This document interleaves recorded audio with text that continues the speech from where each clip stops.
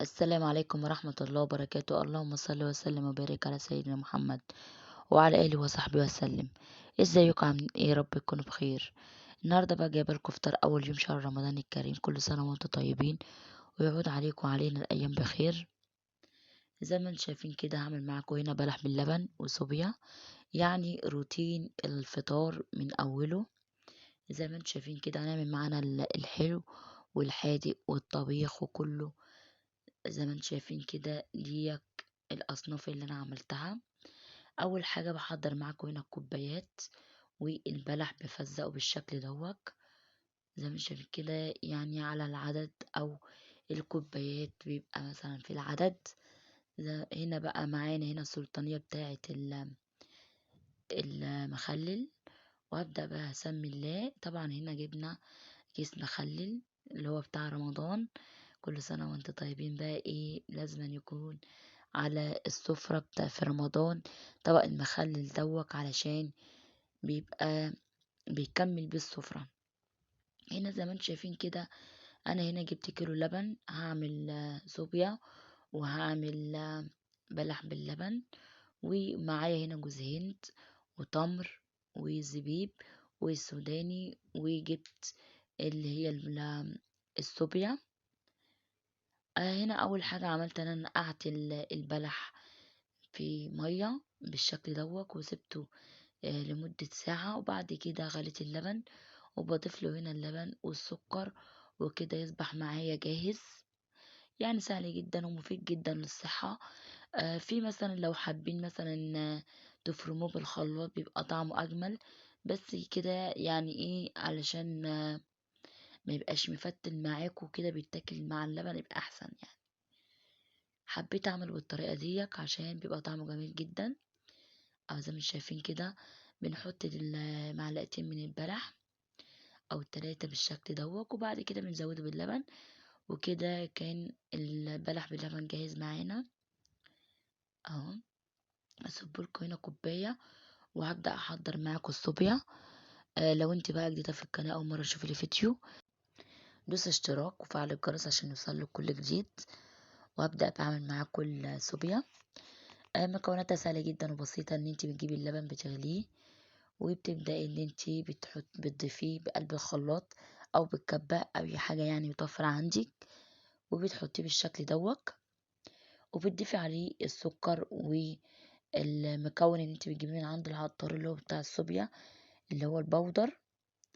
انا هنا جبت ب10 جنيه. عاوزه اقول لكم ان انا حطيت من يعني ضفت بتاع 3 4 معالق منه على الكيلو اللبن.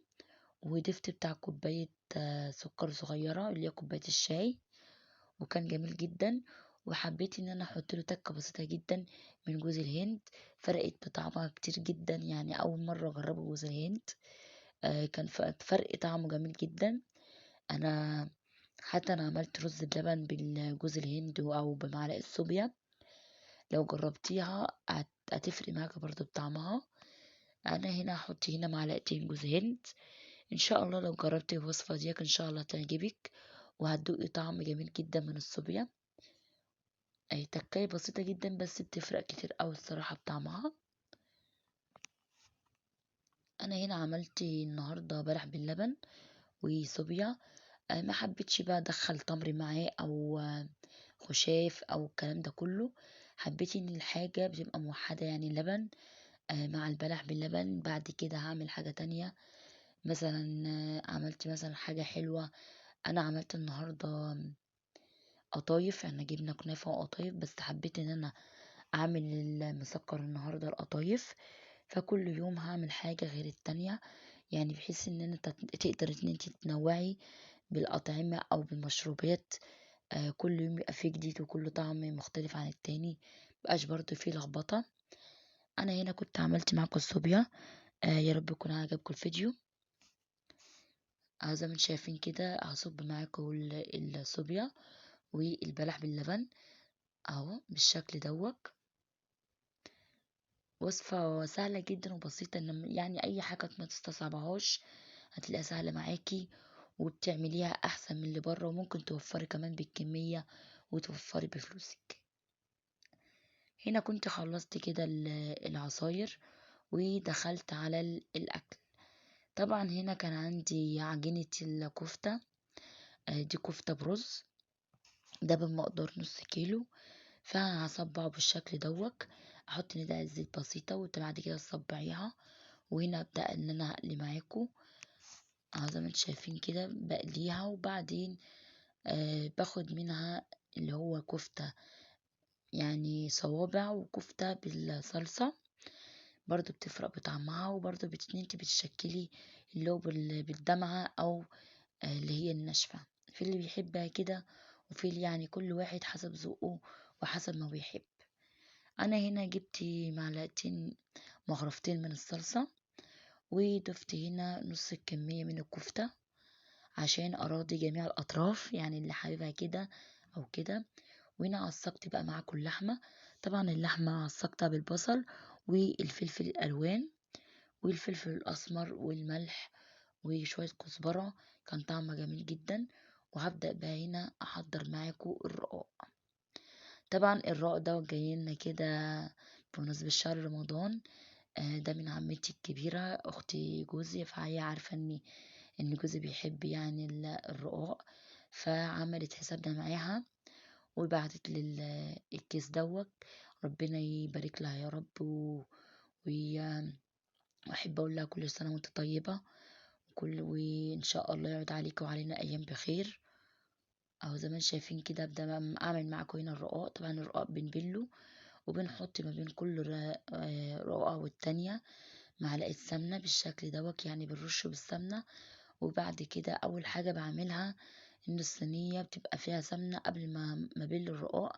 طبعا عشان هنا الصينية كانت كبيرة عشان الكمية، فحبيت إن أنا أعملها بصينية كبيرة زي ما انتم شايفين كده. وكمان حبيت ان انا اقلبها بحيث ان انتي لسه هتضيفي اللحمة وتضيفي كمان فوقيها رقاق، فيبقى بالنص يعني ميبقاش الرقاق ما تبقاش طرية بالنص، عاوزاها تبقى متحمرة بالشكل دوت.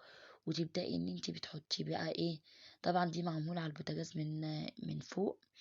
بتضيفي هنا اللحمة المفرومة او زي ما انتم شايفين كده، وبتوزعوها بنص الصينية. طبعا بعد ما اتقلبت بتبقى يعني متقرمشة بالشكل دوت. صدقوني الطريقة دي جميلة جدا، وده خصوصا ان الصينية هنا كبيرة اللي هي صينية كبيرة. فحبيت اوريكم حاجة بسيطة هنا بعد ما اللحمة اتضافت بالنص بعد ما اتقلبت. وبعد كده بنضيف له هنا بقى ايه الرق اللي هو الرقاق والسمنة، وبتتقلب. وزي ما انتم شايفين كده يعني ايه بتدور على البوتاجاز. وهنا بقى بدأت ان انا اعمل معاكم هنا الرز بالشعرية.